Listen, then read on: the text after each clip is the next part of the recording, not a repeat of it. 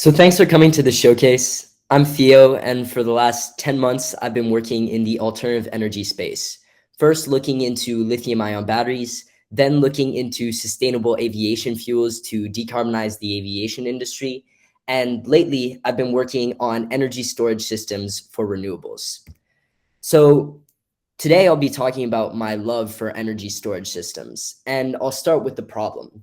Electricity powers our homes and almost everything that we do, but most of our electricity production actually comes from fossil fuels, with more than 25% of all global greenhouse gas emissions coming from electricity production. So what we need to do is transition to renewables for our electricity production. But renewables such as wind and solar are intermittent, which can be represented here by a curve that I like to call the duck curve. Basically, during the day when solar is producing the most, people aren't using that much electricity. And then during the night when people are using a ton of electricity, solar isn't producing any electricity. So what we need to do is store the excess electricity from solar panels during the day and redistribute that to the grid during the night. This is what we call energy storage. And for the last few months, I've been looking into how we can, what the ideal energy storage system would look like. Now, I defined a few parameters for what the best energy storage system would look like, and I'll go through some of them. So the first is the cost. This is very important because we don't want the cost of energy to go up. So to be cost competitive with natural gas, energy storage has to be under 2 cents per kilowatt hour. Then it has to use no special materials because special materials need to be mined in unethical ways, and also when they decay can be bad for the environment. The last one would be not geographically bound, as if you think about it, dams and pumped hydro is the best way of producing energy. But since they're geographically bound and not every country has access to these huge amounts of rivers, well, then not everyone can use that energy.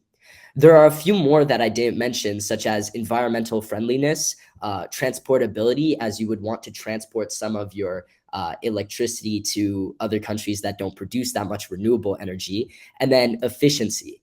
And so as you can see, I did a chart of some of the main energy storage systems. And what I found was that even my love, lithium-ion batteries, isn't very competitive with natural gas. And it uses special materials such as lithium, manganese, and cobalt. And it's also, when they decay, is terrible for the environment. So as you can see, most of these don't really fit the mold that we need. But I found an energy storage system that was relatively cost effective compared to other energy storage systems.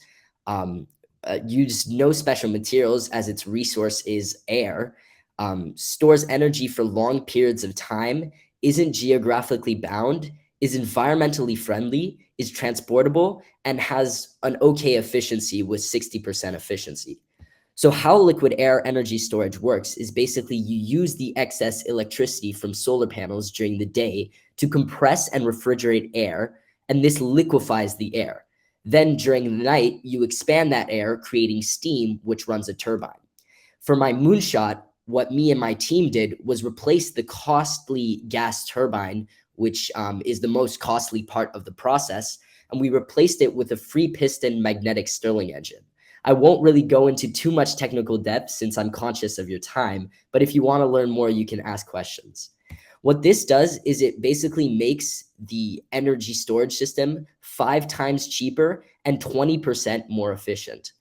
I'm really passionate about this problem because I think it's key to transition us to renewable energy and solve the climate crisis. So I'm going to continue to work on this in the summer and after TCAS. Thank you.